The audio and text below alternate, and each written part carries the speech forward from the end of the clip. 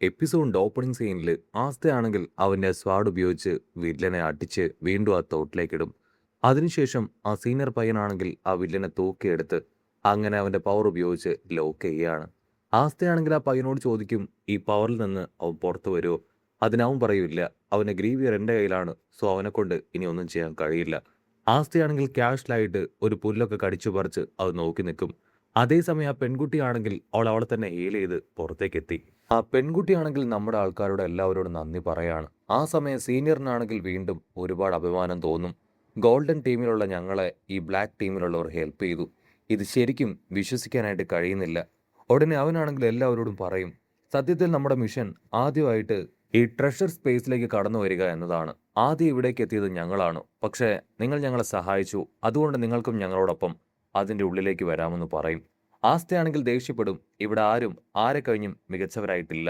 ഞങ്ങൾ കറക്റ്റ് സമയത്ത് വന്നിട്ടില്ലായിരുന്നുവെങ്കിൽ നിങ്ങളുടെ കഥ അത് ഇതിനോടകം കഴിഞ്ഞേനെ. ഉടനെ സീനിയർ ആണെങ്കിൽ ടെൻസ്ഡ് ആവും. നിർത്തിടാ നീ, നിന്റെ സഹായം ഞങ്ങൾ ആരും ചോദിച്ചിട്ടില്ല, നീ ആയിട്ട് വന്ന് ഞങ്ങളെ സഹായിച്ചതാണ്. ഇനി കൂടുതൽ സംസാരിക്കേണ്ട, നമുക്ക് എല്ലാവർക്കും ആ ട്രഷർ ഹൗസിലേക്ക് പോവാന്ന് പറഞ്ഞ് അവർ ആ വലിയ ഡോറിന്റെ അടുത്തേക്ക് വരും.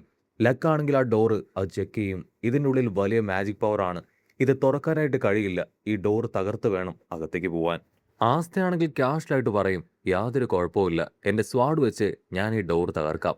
അത് കേട്ട സീനിയർ പറയും, ഏൻഷ്യൻ കാലഘട്ടത്തിലുള്ള മാജിക് പവർ ഉപയോഗിച്ച് ക്രിയേറ്റ് ആക്കിയ വലിയ ഡോറാണത്, അത് നിന്റെ ഈ സ്വാഡ് വെച്ച് തകർക്കാനായിട്ട് കഴിയില്ല. ആസ്തയാണെങ്കിൽ ക്യാഷ്ലായിട്ട് പറയും, എൻ്റെ സ്വാഡിന് എല്ലാം തകർക്കാൻ കഴിയും, അത് ഞാൻ ഇപ്പം കാണിച്ചു തരാമെന്ന് പറഞ്ഞ് സ്വാഡ് ഉപയോഗിച്ച് ആ ഡോറിൽ ആഞ്ഞു വെട്ടുകയാണ്.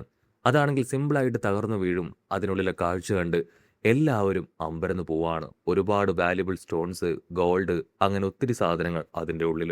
നമ്മുടെ ആൾക്കാരെല്ലാവരും ഒരുപാട് അതിശയത്തോടു കൂടെ അതിൻ്റെ ഉള്ളിലേക്ക് കടന്നു വരും. ആസ്തയാണെങ്കിൽ ഓരോരോ ചെപ്പൊക്കെ മാറി മാറി തുറന്ന് ചെക്ക് ചെയ്യുകയാണ്. ഉടനെ ആ സീനിയർ പയ്യനാണെങ്കിൽ ഇപ്പൊ ആസ്തയോട് ദേഷ്യപ്പെട്ട് പറയും, കൊച്ചു കുട്ടികളെ പോലെ ഓടിക്കളിക്കാതെ ഈ സാധനങ്ങളൊക്കെ വാരിക്കൂട്ടാൻ നോക്ക്. അത് കേട്ട് ആസ്തയാണെങ്കിൽ അവനോട് ദേഷ്യപ്പെടും. അങ്ങനെ അവർ രണ്ടുപേരും 150 പറഞ്ഞ് 100 പറഞ്ഞ് പൊരിഞ്ഞ തർക്കം. ഇവിടെ യൂനോ ആണെങ്കിൽ ടേബിളിന്റെ പുറത്തിരിക്കുന്ന എന്തോ ഒരു കാര്യം അത് വീക്ഷിക്കുകയാണ്. അവൻ ആ ടേബിളിന്റെ അടുത്തേക്ക് വന്ന് അത് തുറന്നു നോക്കും. അതിലെഴുതിയിരിക്കുന്നത് അവന് മനസ്സിലാവില്ല. അടുത്ത നിമിഷം അവന്റെ ഫോർലിംസ് ക്ലോവറിൽ നിന്ന് ഒരു വെളിച്ചം അങ്ങനെ ഉയർന്നു വരികയാണ്. അതുകൊണ്ട് എല്ലാവരും വണ്ടർ അടിച്ച് ഇപ്പൊ അവന്റെ അടുത്തേക്ക് വരും. ഞൊടിയിടയിൽ തന്നെ അവന്റെ കയ്യിലുണ്ടായിരുന്ന സാധനത്തിൽ എഴുതിയിരുന്ന ലെറ്റേഴ്സ് അതങ്ങനെ മാഞ്ഞു പോവും. ആ സീനിയർ പയ്യനാണെങ്കിൽ ഇപ്പോ യുവനോട് അടുത്തേക്ക് വരും. ഇവിടെ എന്താ സംഭവിക്കണേന്ന് ചോദിക്കും. അതിനവൻ പറയും, ഒന്നുമില്ല. ഉടനെ അവനാണെങ്കിൽ വീണ്ടും ആ പേപ്പറിൽ എന്താണ് എഴുതിയിരിക്കുന്നതെന്ന് ചോദിക്കും. അതിന് യുവനോ ആണെങ്കിൽ അതിലൊന്നും എഴുതിയിട്ടില്ല എന്ന് പറഞ്ഞ് താഴെ വെക്കുകയാണ്. സീനിയർ ആണെങ്കിൽ ടെൻഷനായിട്ട് അവരോട് പറയും, ഇവിടെ പല സാധനങ്ങളും ഉണ്ടാവും, വെറുതെ തോന്നും പോലെ അതിലൊന്നും പോയി പിടിക്കാനായിട്ട് പാടില്ല. ആ സമയം ആസ്തയുടെ ബേർഡാണെങ്കിൽ അവന്റെ തലയിൽ കൊത്തി കൊത്തി ഇപ്പൊ ചുമരിൽ ഗോൾഡിൽ എന്തോ ഒന്ന് പതിപ്പിച്ചിരിക്കുന്ന സ്ഥലത്തേക്ക് അവനെ കൊണ്ടുവരികയാണ്. ആസ്തയാണെങ്കിൽ സൂക്ഷ്മമായിട്ട് അതിലേക്ക് നോക്കും. അതെന്താണെന്ന് അവന് മനസ്സിലാവില്ല. ഇവിടെ ആ സീനിയർ പയ്യനാണെങ്കിൽ ആ വില്ലന്റെ ഗ്രീവിയർ അതൊന്ന് മുഴുവനായിട്ട് പരിശോധിക്കുകയാണ്. അവനത് കണ്ടിട്ട് പ്രത്യേകിച്ചൊന്നും മനസ്സിലാവില്ല.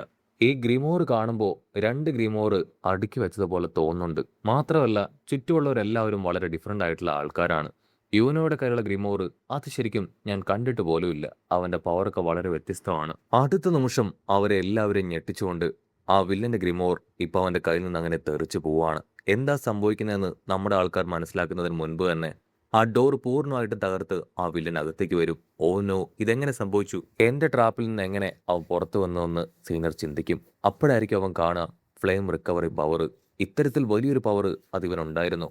എനിക്കത് അറിയില്ലായിരുന്നു. ഓരോ മനുഷ്യന്റെ കയ്യിലും ഓരോ മാജിക് എലമെന്റ് മാത്രമേ ഉണ്ടാവൂ. ആകെ മൊത്തം 4 മാജിക് എലമെന്റ് ആണ്: ഫയർ, വാട്ടർ, വിൻഡ്, എർത്ത്. പിന്നെ എങ്ങനെയാണ് ഇവന് മാത്രം ഒന്നിൽ കൂടുതൽ എലമെന്റ് ലഭിച്ചത്? ഇവന്റെ കയ്യിൽ 2 തരം മാജിക് പവർ ഉണ്ട്. അതുകൊണ്ട് തന്നെ മാജിക് പവറിന്റെ സാധാരണ ലോ അത് തന്നെ ബ്രേക്ക് ചെയ്തിട്ടാണ് ഇവൻ അവന്റെ മാജിക് പവറിനെ കൺട്രോൾ ചെയ്യുന്നത്. അതിനാലാണ് എന്റെ മാജിക് പവറിനെ ബ്രേക്ക് ചെയ്ത് അവനിപ്പോൾ പുറത്തേക്ക് വന്നത്. ഇതൊരു പക്ഷേ ആ ഡയമണ്ട് കിൻഡത്തിലുള്ളവർ റിസർച്ച് ചെയ്ത് കണ്ടുപിടിച്ച പവർ ആയിരിക്കും എന്ന് അവൻ ചിന്തിക്കുമ്പോൾ ഇവിടെ പ്രിൻസസ് ആണെങ്കിൽ ഈ ഫയർ പവറിനെ എങ്ങനെ നശിപ്പിക്കണമെന്ന് എനിക്കറിയാമെന്ന് പറഞ്ഞ് വാട്ടർ പവർ ഉപയോഗിച്ച് അവനെ അറ്റാക്ക് ചെയ്യാൻ ശ്രമിക്കും. പക്ഷെ അടുത്ത നിമിഷം അവനാണെങ്കിൽ അവളെ അടിച്ച് താഴെയിടുകയാണ്. അവളുടെ ഫ്രണ്ട് ഭയപ്പെട്ട് നിൽക്കുമ്പോൾ നമ്മുടെ ആസ്തയാണെങ്കിൽ നിലവിളിച്ച് പറയും, നിനക്കത്ര ധൈര്യം ഉണ്ടെങ്കിൽ എൻ്റെ ഫ്രണ്ടിൻ്റെ ദേഹത്ത് കൈവെക്കും, നിന്നെ ഞാൻ വെറുതെ വിടില്ല എന്ന് പറഞ്ഞ ആസ്തയാണെങ്കിൽ അവന്റെ സ്വാഡുമായിട്ട് ആ വില്ലന്റെ നേർക്ക് പാഞ്ഞടുക്കും. അടുത്ത നിമിഷം ആ വില്ലനാണെങ്കിൽ ടെററായി ചിരിച്ചുകൊണ്ട് ആസ്തയോട് പറയും, നിന്റെ പവർ എന്താണെന്ന് ഞാൻ മനസ്സിലാക്കി. ഓപ്പോസിറ്റുള്ള ഏത് മാജിക് പവറിനെ നള്ളിഫൈ ചെയ്യാൻ കഴിയുന്ന സ്വാഡാണ് നിന്റെ പവർ. പക്ഷേ അതുകൊണ്ട് മാത്രം നിനക്ക് എന്നെ തോൽപ്പിക്കാനാവില്ല എന്ന് പറഞ്ഞ് ക്രിസ്റ്റൽ ഉപയോഗിച്ച് ഒരുപാട് ആയുധങ്ങൾ അങ്ങനെ ആസ്തയ്ക്ക് നേരെ തെറിപ്പിക്കുകയാണ്. അവന്റെ സ്വാഡ് വെച്ച് അതെല്ലാം തന്നെ തകർക്കുമ്പോഴേക്കും ആ വില്ലനാണെങ്കിൽ ആസ്തയെ പഞ്ച് ചെയ്ത് തെറിപ്പിക്കും. അവനാണെങ്കിൽ ആ ബേർഡ് ചൂണ്ടിക്കാണിച്ചു കൊടുത്ത ആ ഒരു ഗോൾഡൻ പ്ലേറ്റ് അത് പതിപ്പിച്ച് ചുമരിലേക്ക് ആഞ്ഞടിച്ച് വീഴുകയാണ്. ആ ചുമരാണെങ്കിൽ കുറച്ച് തകർന്നു പോവും. ഇവിടെ ആ വില്ലൻ ആസ്തയെ നോക്കും. അവനാണെങ്കിൽ എഴുന്നേറ്റ് വീണ്ടും അറ്റാക്ക് ചെയ്യാൻ റെഡിയാവുകയാണ്. മറ്റൊരു ഭാഗത്ത് ആ പെൺകുട്ടി പ്രിൻസസിനെ ഹീൽ ചെയ്യാണ്. ഇവിടെ ഇവർ 3 പേരും ക്രിസ്റ്റലിൽ പെട്ടുപോയി പുറത്തേക്ക് വരാൻ കഴിയാതെ ബുദ്ധിമുട്ടുകയാണ്. ആസ്തയാണെങ്കിൽ വീണ്ടും ശബ്ദം ഉണ്ടാക്കി അവനെ അറ്റാക്ക് ചെയ്യാൻ അവന്റെ നേർക്ക് വരും. ആ പെൺകുട്ടി മിമോസയാണെങ്കിൽ ഇപ്പോൾ പ്രിൻസസിന്റെ അവസ്ഥ കണ്ട് ഷോക്കാവും. ഓനോ, ഇവൾക്ക് നല്ല രീതിയിൽ പരുക്ക് പറ്റിയിട്ടുണ്ട്. ഇത് ഹീൽ ചെയ്യുകയാണെങ്കിൽ എൻ്റെ എക്സ്ട്രീം പവർ തന്നെ ആവശ്യമാണ്. മാത്രമല്ല ഒരുപാട് സമയം ഇതിന് വേണ്ടിവരുന്നു പറഞ്ഞ് അവളുടെ കംപ്ലീറ്റ് പവർ ഉപയോഗിച്ച് ഹീലിംഗ് പ്രോസസ്സ് അങ്ങനെ കംപ്ലീറ്റ് ചെയ്യാനായിട്ട് ശ്രമിക്കുകയാണ്. കട്ട് ചെയ്ത ഒരു ഫ്ലാഷ് ബാക്ക് കാണിക്കും. ഫ്ലാഷ് ബാക്കിൽ ആ പെൺകുട്ടിയും നമ്മുടെ പ്രിൻസസും അവർ 2 പേരും ഒരുമിച്ചാണ് ചെറുപ്പം മുതലേ വളർന്നു വന്നത്. മിമോസയാണെങ്കിൽ താഴേക്ക് വീഴുമ്പോൾ പ്രിൻസസ് ആണെങ്കിൽ അവളുടെ കൈ കൊടുത്ത് മിമോസ പെൺകുട്ടി അങ്ങനെ ഉയർത്തിയെടുക്കുകയാണ്. അല്പം കൂടി ശ്രദ്ധിച്ച് നീ കാര്യങ്ങളൊക്കെ ചെയ്യണമെന്ന് പറഞ്ഞ് അവളെ ഗൈഡ് ചെയ്യും. അവളാണെങ്കിൽ മിമോസയാണെങ്കിൽ ചെറുപ്പം മുതലേ ഹീൽ ചെയ്യാനുള്ള പവർ അതങ്ങനെ നന്നായിട്ട് പഠിച്ചെടുത്തിരുന്നു. അവളെ കൊണ്ട് അത് നന്നായിട്ട് ചെയ്യാനായിട്ട് കഴിയുമായിരുന്നു. പക്ഷെ പ്രിൻസസ് പെണ്ണിനാണെങ്കിൽ അവളുടെ വാട്ടർ പവർ അത് കൺട്രോൾ ചെയ്യാനായിട്ട് കഴിയില്ലായിരുന്നു. അതുകൊണ്ട് തന്നെ ചുറ്റും ഉണ്ടായിരുന്ന റോയൽ ഫാമിലിയിലെ മെമ്പേഴ്സ് എപ്പോഴും മിമോസയെ വെച്ച് പ്രിൻസസിനെ കമ്പയർ ചെയ്ത് അവളെ കളിയാക്കുമായിരുന്നു. ഒരു റോയൽ ബ്ലഡിലുള്ള പെണ്ണിന് പ്രോപ്പറായിട്ട് അവളുടെ പവർ പോലും കൺട്രോൾ ചെയ്യാൻ കഴിയുന്നില്ല എന്ന് പറഞ്ഞ് അവളെ നോക്കി അവർ പരിഹസിച്ചിരുന്നു. അവളാണെങ്കിൽ ആ പരിഹാസങ്ങളൊക്കെ കേട്ടും സഹിച്ചും ഒരുപാട് തവണ ആ പവറിനെ കൺട്രോൾ ചെയ്യാൻ ശ്രമിച്ചിരുന്നുവെങ്കിലും ദയനീയമായിട്ട് ആ ശ്രമങ്ങളിലെല്ലാം അവൾ പരാജയപ്പെട്ടു. പ്രിൻസസിന്റെ സ്ഥാനത്ത് ഞാനായിരുന്നുവെങ്കിൽ പണ്ടേ ഈ ശ്രമമൊക്കെ ഉപേക്ഷിച്ച് തോറ്റു മടങ്ങിയേനെ. കട്ട് ചെയ്ത പ്രസന്റ് കാണിക്കും. അവളാണെങ്കിൽ പ്രിൻസസിനോട് പറയും, ഒരു പ്രതിസന്ധിയിലും നീ വിട്ടുകൊടുത്തിട്ടില്ല. തോറ്റുകൊടുക്കാൻ നീ തയ്യാറല്ലായിരുന്നു. വീണ്ടും വീണ്ടും നീ പരിശ്രമിച്ചു ഇവിടം വരെ എത്തി. അതുകൊണ്ട് തന്നെ നീ നിന്നെ വിട്ടുകൊടുക്കാൻ പാടില്ല. കണ്ണു തുറക്കെന്ന് പറഞ്ഞ് അവളാണെങ്കിൽ പ്രിൻസസിനെ വിളിച്ചുകൊണ്ടേയിരിക്കുകയാണ്.